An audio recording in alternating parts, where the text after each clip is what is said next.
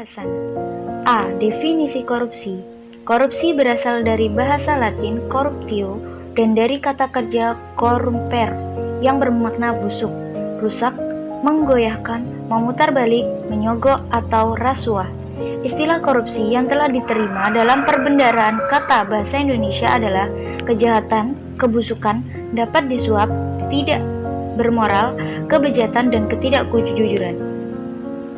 Berasal dari S. Wojo Sawito, Purwadarminta, 1978. Pengertian lainnya, perbuatan yang buruk seperti penggelapan uang, penerimaan uang sogok, dan sebagainya. Dari WJS Purwadarminta, 1976.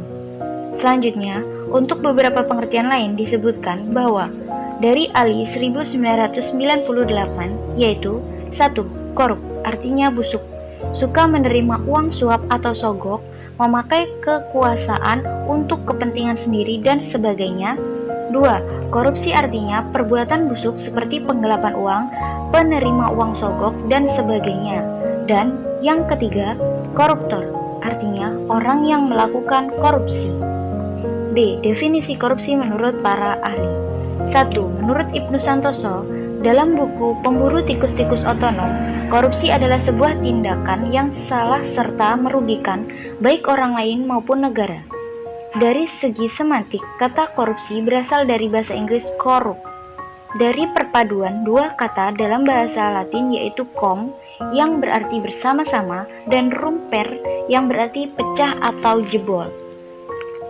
Istilah ini juga dapat diartikan sebagai suatu tindakan yang tidak jujur atau penyelewengan yang dilakukan karena adanya suatu pemberian. Pada praktiknya, korupsi dapat dilihat sebagai penerimaan uang yang berhubungan dengan jabatan tanpa catatan dan administrasi. Berdasarkan Transparency International, korupsi adalah perilaku pejabat publik atau pemain politik atau para pegawai negara yang secara tidak langsung dan tidak legal memperkaya diri atau golongan yang ada hubungan kedekatan dengan dirinya. Ia melakukan tindakan tersebut dengan cara menyalahgunakan kekuasaan publik atau wewenang yang dipercayakan kepada mereka.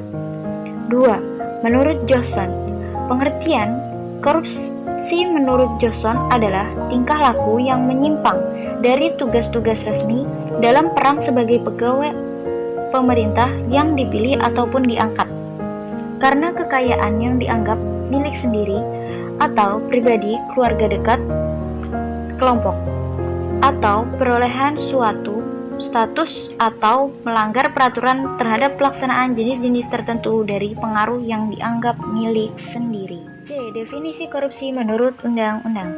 1. Menurut UU Nomor 31 Tahun 1999, pengertian korupsi menurut UU Nomor 31 Tahun 1999 tentang pemberantasan tindak pidana korupsi mengartikan bahwa korupsi adalah setiap orang yang dikategorikan melawan hukum, melakukan perbuatan memperkaya diri sendiri, menguntungkan diri sendiri atau orang lain atau suatu korporasi, menyalahgunakan kewenangan maupun kesempatan atau sarana yang ada padanya karena jabatan atau kedudukan yang dapat merugikan keuangan negara atau perekonomian negara.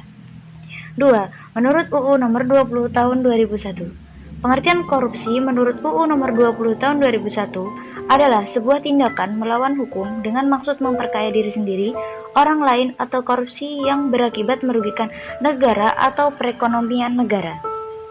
3. Menurut UU Nomor 23 Tahun 1960, pengertian korupsi menurut UU Nomor 24 Tahun 1960 adalah sebuah perbuatan seseorang yang dengan menyalahgunakan atau karena melakukan suatu kejahatan atau dilakukan dengan menyalahgunakan jabatan atau kedudukan. D. Dampak yang timbul akibat perbuatan korupsi. 1. Menghambat investasi. Tidak heran jika dunia bisnis menginginkan agar supaya pemberantasan korupsi digencarkan. Alasannya, korupsi bisa menghambat laju investasi. Padahal, jika laju investasi terhambat, maka perkembangan dunia usaha bisa terkena dampaknya. Pertanyaannya, kenapa korupsi bisa membuat investasi terhambat? Jawabannya karena korupsi membuat investor baik dalam negeri atau luar negeri ragu-ragu untuk menanam modal di Indonesia. Sebab investasi yang terjadi di sebuah negara dengan tingkat korupsi tinggi memiliki resiko tinggi untuk gagal, alih-alih memberi keuntungan. Suntikan modal dari investasi justru harus digerogoti koruptor. Pengusaha dimanapun tentu tidak mau mengambil resiko seperti ini. Oleh karenanya, banyak investor yang memindahkan investasi dari sebuah negara rawan korupsi ke negara yang lebih rendah tingkat korupsinya. 2. Sulit pembangunan usaha. Negara dengan tingkat korupsi tinggi biasanya memiliki birokrasi terbelit dalam biaya mahal. Kondisi seperti ini jelas merugikan karena urusan berkaitan dengan dunia usaha seperti perizinan, pajak, dan lain sebagainya untuk menjadi rumit dan mahal. Sebab untuk memudahkan urusan, biasanya perusahaan harus membayar pungutan tak resmi dan biaya-biaya siluman lainnya. 3. Fasilitas penunjang usaha tak terbangun. Korupsi bisa mengakibatkan ekonomi biaya tinggi. Contoh sederhananya adalah fasilitas transportasi seperti jalan, jembatan, pelabuhan, dan bandara yang tidak terbangun akibat dana pembangunan dikorupsi. Akibatnya, seorang pengusaha yang ingin mendatangkan bahan baku, misalnya, harus mengeluarkan biaya lebih besar karena lama perjalanan yang lebih lama jika dibandingkan pada negara dengan kondisi fasilitas transportasi yang baik. 4. Harga barang kian mahal. Dampak lanjutan dari biaya ekonomi tinggi adalah harga barang yang ikut melambung. Alasannya karena biaya produksi menjadi tinggi akibat fasilitas-fasilitas pendukung dunia usaha seperti jalan, jembatan, rel kereta, bandara, dan pelabuhan yang tidak terbangun dengan baik. Jika harga barang mahal, maka ada dua konsekuensi yang mengancam pengusaha. Konsekuensi pertama, daya serap atas barang produksi menjadi rendah karena harga yang mahal, dan konsekuensi kedua, untuk menghindari barang tidak laku, pengusaha pun menurunkan keuntungan yang mengakibatkan laju sebuah usaha menjadi tidak berjalan dengan baik. 5. Kemiskinan yang berujung pada lemahnya daya beli. Turunnya investasi dan pertumbuhan ekonomi akan berdampak langsung pada turunnya kesempatan kerja. Akibatnya, jumlah pengangguran meningkat. Bila masyarakat produktif menganggur, maka kemiskinan akan meningkat. Hasil akhirnya, daya beli masyarakat pun turun. Hal ini yang paling menjadi momok pengusaha, sebab semurah apapun harga barang menjadi percuma karena masyarakat tidak punya uang untuk membeli barang kebutuhan. Unsur, jenis, dan dampak korupsi. 1. Unsur-unsur korupsi. Dari sudut pandang hukum, tindak pidana korupsi secara garis besar memenuhi unsur-unsur sebagai berikut. A. Perbuatan melawan hukum. B. Penyalahgunaan wewenang, kesempatan, atau sarana. C. Memperkaya diri sendiri, orang lain, atau korporasi. D. Merugikan keuangan negara atau perekonomian negara. 2. Jenis-jenis korupsi. Ada beberapa bentuk korupsi dilihat dari tindakannya. Berikut merupakan pembahasan mengenai jenis-jenis tindak pidana korupsi. Antaranya, A. Memberi atau menerima hadiah atau janji atau penyuapan. B. Penggelapan dalam jabatan. C. Pemerasan dalam jabatan. D. Ikut serta dalam pengadaan atau bagi pegawai negara atau penyelenggara negara. E. Menerima gratifikasi bagi pegawai negara atau penyelenggara negara.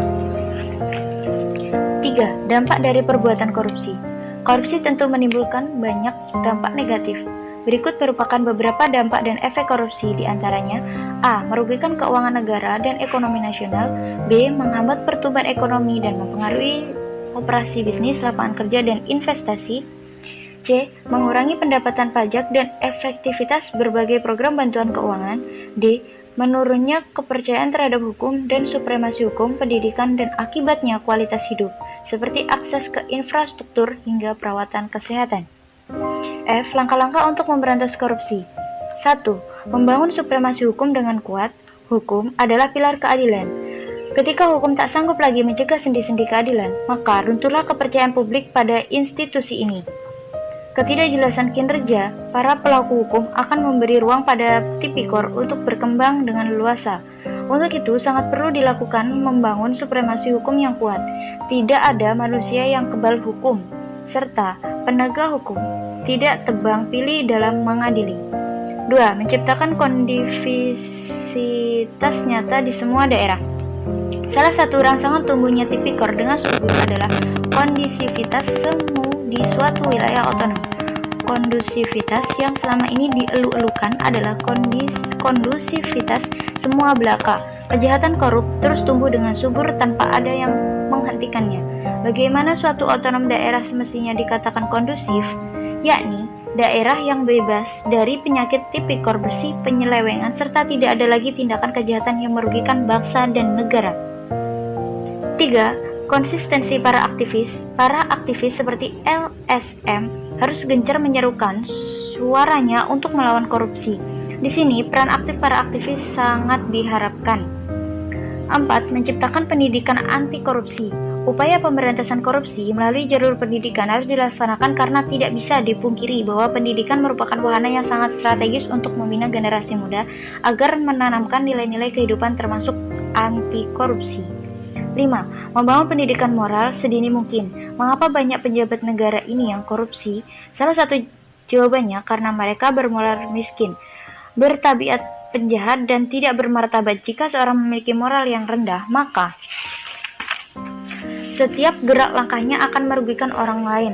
Oleh karena itu, sangat penting sekali membekali pendidikan moral pada generasi muda.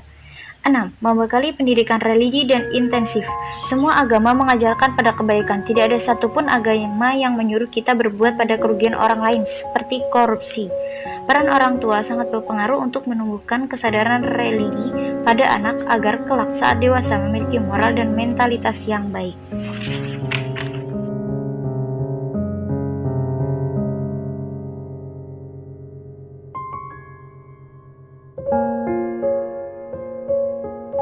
Sekian dari pembacaan makalah yang telah saya buat. Apabila terdapat banyak kesalahan dalam pembacaan, saya pribadi meminta maaf yang sebesar-besarnya.